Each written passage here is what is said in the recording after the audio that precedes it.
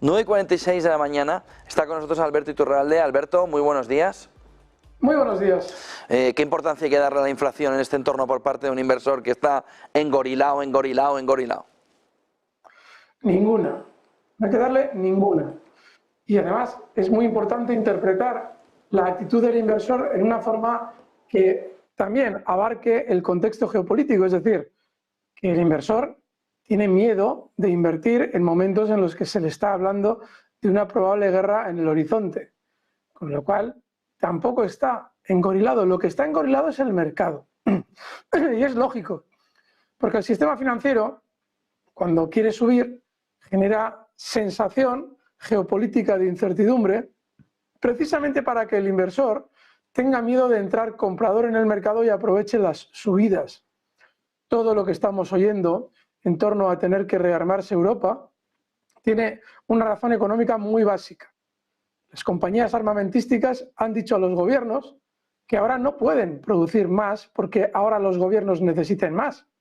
Para producir más tienen que ampliar sus infraestructuras y para ampliar sus infraestructuras necesitan tener la seguridad de unos pedidos que hagan rentables esas infraestructuras.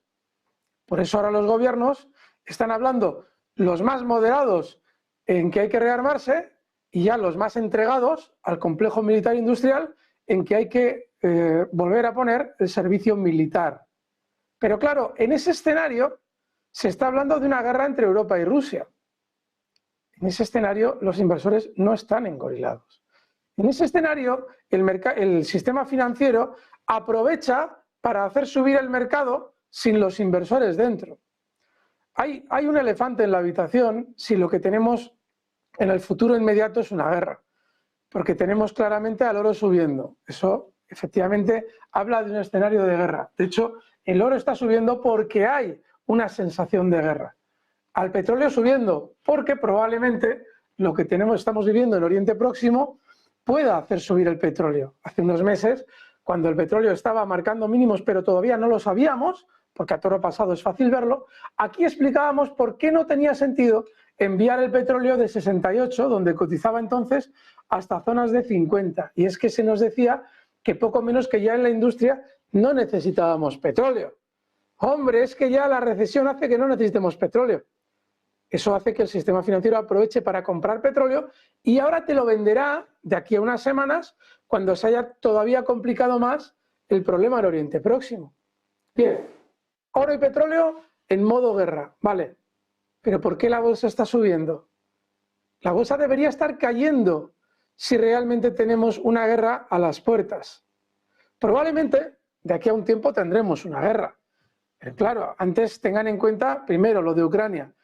Están hablando de paz mientras entrenan a los pilotos en F-16, que vaya usted a saber cuándo entran en batalla. ¿Por qué está pasando eso? Porque necesita Estados Unidos que Europa compre nuevos F-35 a Estados Unidos. Por eso se enviarán los F-16 a que Rusia los reviente en Ucrania. Es decir, todo esto que estamos viviendo es un negocio puro y duro. Y por eso los tambores de guerra. Pero los inversores no están engorilados. Es el mercado el que lo está. Porque el mercado sube siempre mientras los inversores tienen sentimiento negativo.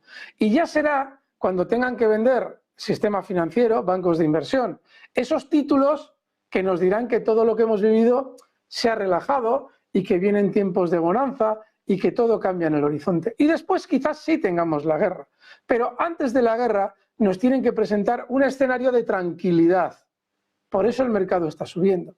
Así es que, José Antonio, no tenemos todavía ese mercado de engorilamiento como nos parece. Vamos hacia ese mercado de engorilamiento. Llegan las elecciones en noviembre y tú no estás poniendo la fecha de noviembre, que hasta ahí no puede pasar nada. Pero, ¿y posteriormente a eso? Bueno, que no puede pasar nada. Yo soy el primero en el año 2023 que cuando se explicaba que el mercado en 2024 tenía que estar muy alcista, decía, lo normal es que no pase nada.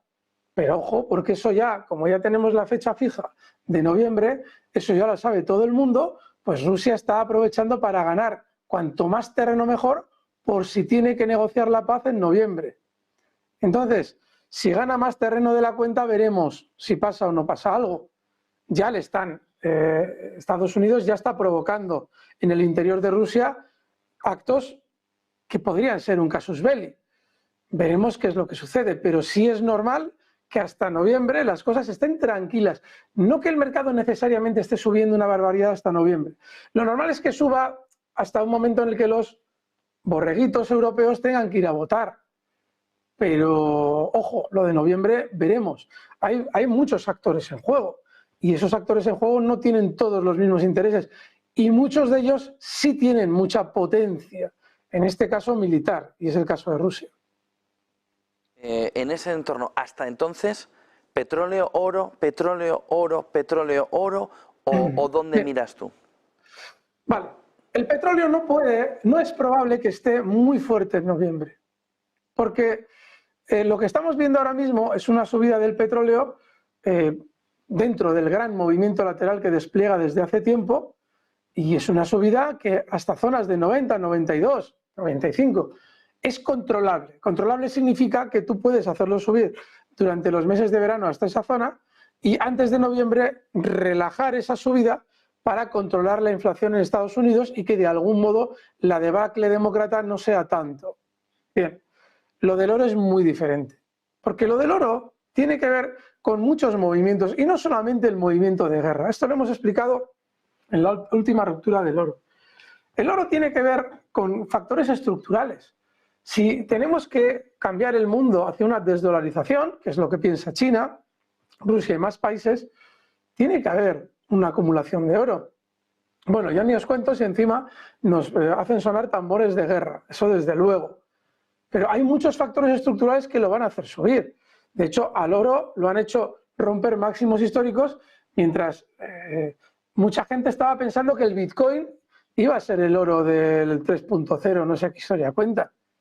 No, que va a ser el oro del 3.0, el 4.0 y los 20.0 es el oro físico, que es lo que están acumulando los bancos centrales.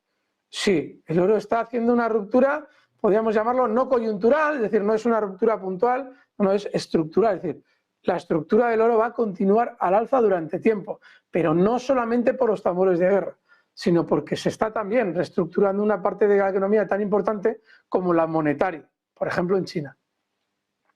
Pues muchísimas gracias por toda esa fotografía, Alberto Iturralde. Buen día y buen negocio. Gracias, fuerte abrazo.